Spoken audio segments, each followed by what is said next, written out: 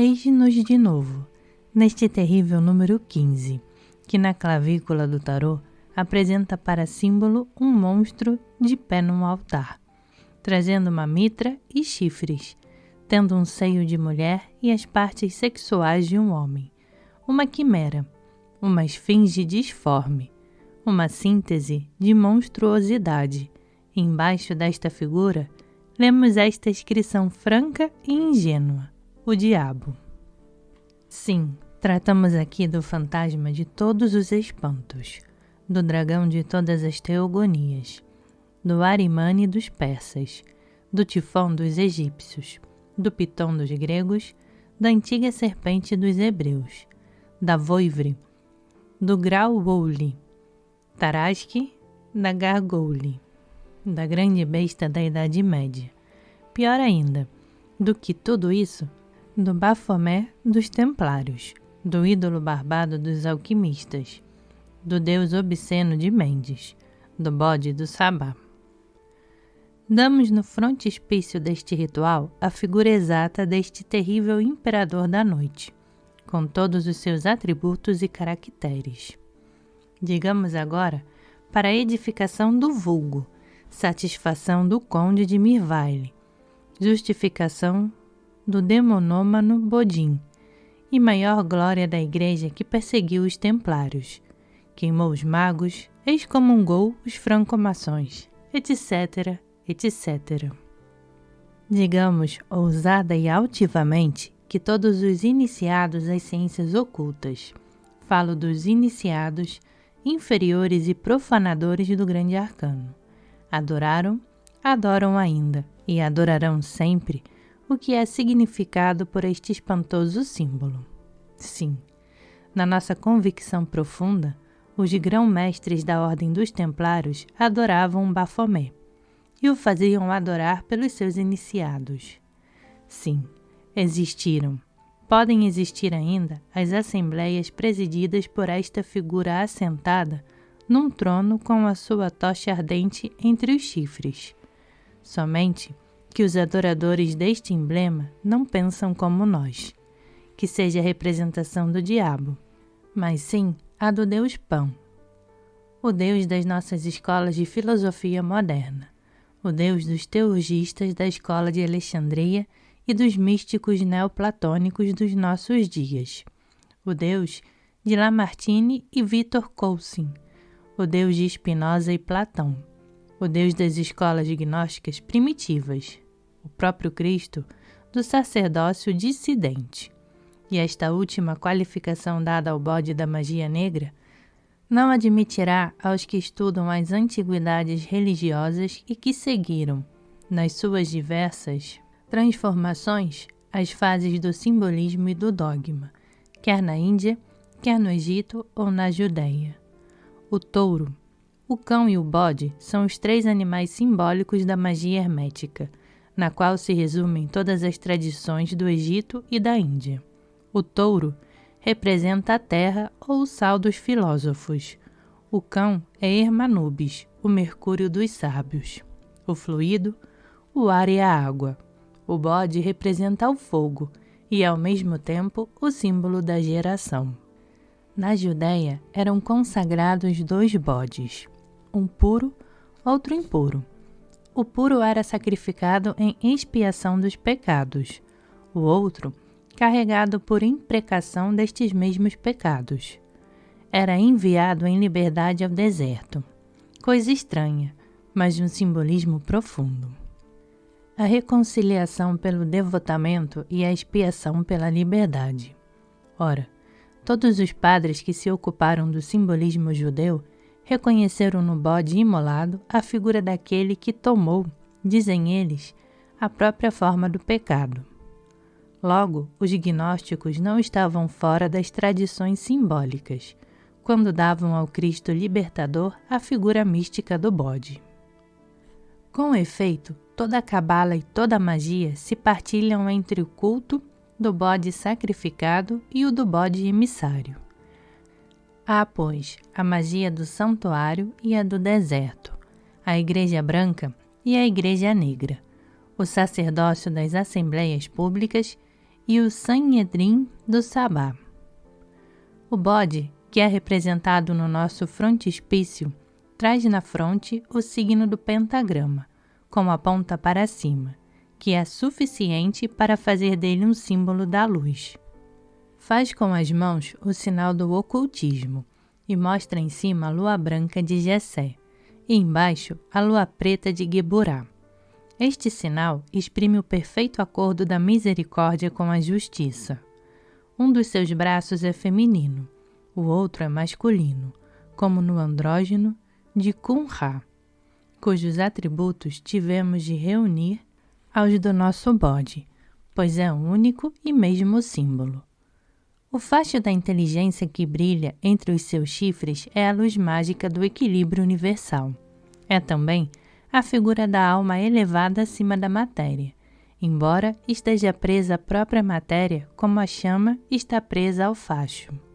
A cabeça horrenda do animal exprime o horror do pecado, de que só o agente material, único responsável, deve para sempre sofrer a pena, porque a alma é impassível por sua própria natureza e só chega a sofrer materializando-se. O caduceu, que está em lugar do órgão gerador, representa a vida eterna. O ventre coberto de escamas é a água. O círculo que está em cima é a atmosfera. As penas que vêm depois são o emblema volátil. Depois, a humanidade é representada pelos dois seios e os braços andrógenos desta esfinge das ciências ocultas. Eis dissipadas as trevas do santuário infernal, eis a esfinge dos terrores da Idade Média, adivinhada e precipitada do seu trono. Comono Ciceste Lúcifer. O terrível Bafomé não é mais como todos os ídolos monstruosos, enigmas da ciência antiga e dos seus sonhos, senão um hieróglifo inocente e até piedoso. Como adorava o homem, o animal, sabendo que exerce sobre ele um soberano império. Digamos, para a honra da humanidade, que ela nunca adorou cães e bodes, nem tampouco cordeiros e pombas.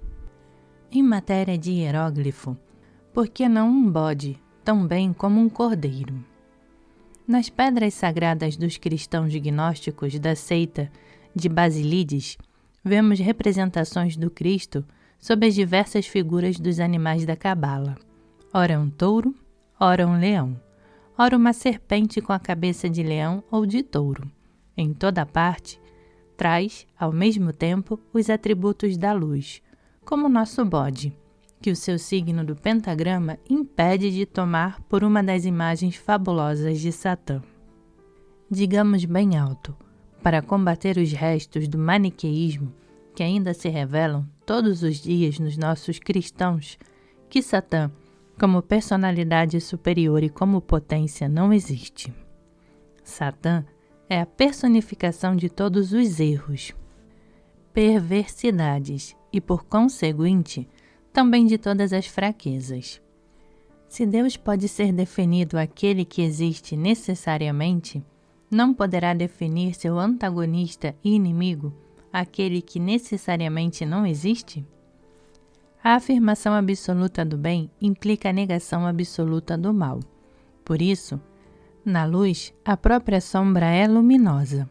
É assim que os espíritos transviados são bons por tudo o que tem de entidade e de verdade. Não há sombra sem reflexos, nem noites sem lua, sem fosforescências e sem estrelas. Se o inferno é uma justiça, é um bem. Ninguém jamais blasfemou contra Deus. As injúrias e zombarias dirigidas às suas imagens desfiguradas não o atingem. Acabamos de mencionar o maniqueísmo, e é por esta monstruosa heresia que explicaremos as aberrações da magia negra. O dogma de Zoroastro, mal entendido, a lei mágica das duas forças que constituem o equilíbrio universal, fizeram imaginar alguns espíritos ilógicos numa divindade negativa, subordinada, mas hostil à divindade ativa. É assim que se formou o binário impuro. Tiveram a loucura de dividir Deus, a estrela de Salomão, foi separada em 2 triângulos, e os maniqueus imaginaram uma trindade da noite. Este deus mau, nascido da imaginação dos sectários, tornou-se um inspirador de todas as loucuras e de todos os crimes. Ofereceram-lhe sangrentos sacrifícios. A idolatria monstruosa substituiu a verdadeira religião. A magia negra fez caluniar a alta e luminosa magia dos verdadeiros adeptos. E houve nas cavernas e lugares desertos horríveis conventículos de feiticeiros, vampiros e estringes, porque a demência logo se muda em frenesi e dos sacrifícios humanos a antropofagia há somente um passo. Os mistérios do sabá foram contados de diversos modos, mas sempre figuram nos engrimanços e processos de magia. Podemos dividir todas as revelações que foram feitas a este respeito em 3 séries. Primeira, as que se referem a um sabá fantástico e imaginário. Segunda, as que trazem os segredos das assembleias ocultas dos verdadeiros adeptos. E terceiro, as revelações de assembleias loucas e criminosas, tendo por objeto as práticas da magia negra. Para um grande número de infelizes, dados a loucas e abomináveis práticas, o sabá era simplesmente um longo pesadelo, cujos sonhos lhe pareciam realidades e que obtinham por meio de beberagens, fumigações e fricções narcóticas. Porta, que já apontamos como mistificador, dá na sua magia natural a pretensa receita do unguento das feiticeiras, por meio do qual se fazem transportar ao sabá. Ele o compõe de gordura de criança, de acônito fervido com folhas de álamos e algumas outras drogas. Depois, quer que se misture a fuligem de chaminé, o que deve fazer um pouco atrativa a nudez das feiticeiras, que vão ao sabá untadas com esta pomada. Eis uma receita mais séria, dada igualmente por Porta, e que transcrevemos em latim para lhe deixar todo o seu caráter de engrimanço. Recipe, suin acorum vulgare, pentaphyllum, vespertilionis, sanguinem solanum soniferum iolium, tudo fervido e incorporado conjuntamente até a consistência de unguento. Pensamos que as composições opiáceas, a médula de cânhamo verde, o datura strominium, o loureiro amêndoa, entrariam com não menos sucesso em semelhantes composições. A gordura, ou o sangue das aves noturnas, juntos com estes narcóticos com cerimônia de magia negra, podem ferir a imaginação e determinar a direção dos sonhos. É a sabás sonhamos desta maneira, que é preciso relacionar as histórias de bodes que saem de um cântaro e aí entram depois da cerimônia de pós-infernais recolhidos do traseiro do mesmo bode, chamado Mestre Leonardo, de festins em que se comem abortos, são cozidos sem sal, com serpentes e sapos, de danças em que figuram animais monstruosos ou homens e mulheres de formas impossíveis, de depravações desenfreadas, em que os incubos dão um esperma frio.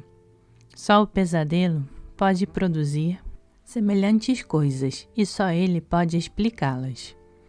O infeliz cura Galfred e a sua penitente e depravada Madalena de La Palu ficaram loucos de tais sonhos e se comprometeram para os sustentar até a fogueira. É preciso ler no seu processo os depoimentos destes pobres doentes, para entender até que aberrações podem exaltar uma imaginação ferida. Mas o sabá não foi sempre um sonho, e existiu realmente. Até ainda existem as assembleias secretas e noturnas, em que foram e são praticados os ritos do mundo antigo. E destas assembleias, umas têm um caráter religioso e um fim social, outras são conjurações e orgias. É sob esse duplo ponto de vista que vamos considerar e descrever o verdadeiro sabá, quer seja o da magia luminosa, quer o da magia das trevas. Quando o cristianismo proscreveu o exercício público dos antigos cultos, obrigou os partidários das religiões a se reunirem em segredo para a celebração dos seus mistérios. A estas reuniões presidiam iniciados que estabeleceram logo, entre os diversos matizes destes cultos perseguidos, uma ortodoxia que a verdade mágica lhes ajudava a estabelecer com tanto mais facilidade quanto a proscrição reúne as vontades e estreita os laços da fraternidade entre os homens. Assim, os mistérios de Ísis, de Ceres, Eleusina, de Baco, se reuniram às da boa deusa e do druismo primitivo. As assembleias se realizavam ordinariamente entre os dias de Mercúrio ou Júpiter, ou entre os de Vênus ou Saturno. Aí se ocupavam dos ritos da iniciação, trocavam sinais misteriosos, cantavam os hinos simbólicos, uniam-se por meio de banquetes e formavam sucessivamente a cadeia mágica pela mesa e a dança. Depois, separavam-se após terem renovado os juramentos entre as mãos dos chefes e recebido as suas instruções. O receptário do sabá devia ser levado à assembleia com os olhos cobertos pelo manto mágico, com o qual o envolviam inteiramente. Faziam-no passar sobre grandes fogueiras e faziam ao redor dele ruídos espantosos. Quando descobriam o seu rosto, ele via-se rodeado de monstros infernais e em presença de um bode colossal e monstruoso, que lhe ordenavam de adorar.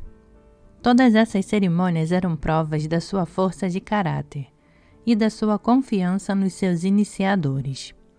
Principalmente, a última prova era decisiva, porque apresentava, a princípio, ao espírito do recipiendário alguma coisa humilhante e ridícula. Tratava-se de beijar respeituosamente o traseiro do bode, e a ordem era dada sem cerimônia ao neófito. Se recusava, cobriam-lhe a cabeça e o transportavam longe da assembleia com tal rapidez que ele acreditava ter sido carregado pelas nuvens. Se aceitava, faziam-no girar ao redor do ídolo, e aí ele achava não uma coisa repelente ou obscena, mas o fresco e gracioso rosto de uma sacerdotisa de Ísis ou Maia, que lhe dava um beijo maternal. Depois era admitido ao banquete. Quanto às orgias que em várias assembleias deste gênero seguiam o banquete, é necessário guardar-se bem de querer que tenham sido geralmente admitidas nestes ágapes secretos. Mas sabemos que várias seitas gnósticas as praticavam nos seus conventículos, desde os primeiros séculos do cristianismo. Que a carne tenha tido seus protestantes nos séculos de asceticismo e compreensão dos sentidos, isso devia ser e nada tem que nos admire, mas não se deve acusar a alta magia de desregramentos que ela nunca autorizou. Ísis é casta na sua viuvez. A Diana Panteia é virgem. Hermanubis, tendo os dois sexos, não pode satisfazer nenhum. O hermafrodita hermético é casto. Apolônio de Tiana nunca se abandonou às seduções do prazer. O imperador Juliano era de uma castidade severa.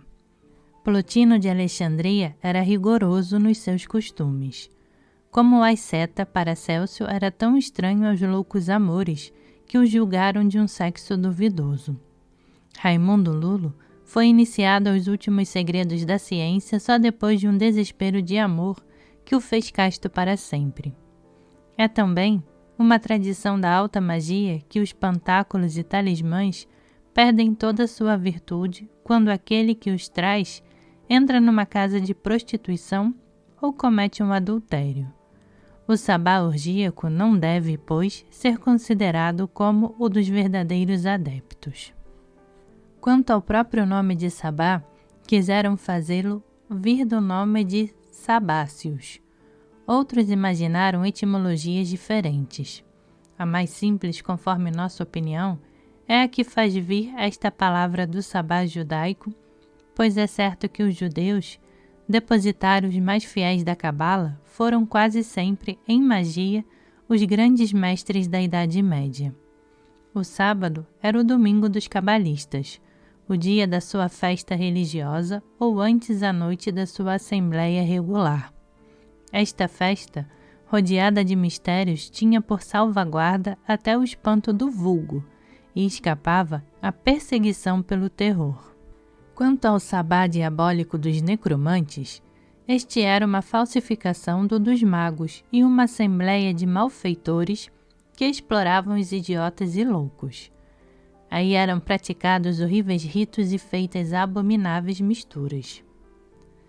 Os feiticeiros e feiticeiras faziam aí a sua polícia e se informavam uns aos outros para sustentar mutualmente a sua reputação de profecia e adivinhação, porque os adivinhos eram então geralmente consultados e faziam uma profissão lucrativa, exercendo ao mesmo tempo um verdadeiro poder. Estas assembleias de feiticeiros e feiticeiras não tinham, aliás, e não podiam ter, ritos regulares. Tudo nelas dependia do capricho dos chefes e das vertigens da assembleia. O que contavam? Os que tinham podido assistir a elas servia de tipo a todos os pesadelos dos sonhadores, e é da mistura destas realidades impossíveis e destes sonhos demoníacos que sairiam as fastidiosas e tolas histórias do sabá, que figuram nos processos de magia e nos livros de Spranger, Delancre, Del Rio e Baudin. Os ritos do sabá gnósticos foram transmitidos na Alemanha a uma associação que tomou o nome de MOPSE. Substituíram aí o bode cabalístico pelo cão hermético, e por ocasião da recepção de um candidato ou uma candidata, porque a ordem admite senhoras, conduzem a ele ou a ela com os olhos fechados. Fazem ao seu redor este ruído infernal, que fez dar o nome de sabá a todos os rumores inexplicáveis. Perguntam-lhe se tem medo do diabo. Depois propõem-lhe bruscamente a escolha entre beijar o traseiro do grão-mestre ou do mopse, que é uma figurinha de cão coberta de seda e substituída ao antigo ídolo do bode de Mendes. Os mopses têm, como sinal de reconhecimento, uma careta ridícula, que lembra as fantasmagórias do antigo sabá e as máscaras dos assistentes. De resto, a sua doutrina se resume no culto do amor e da liberdade.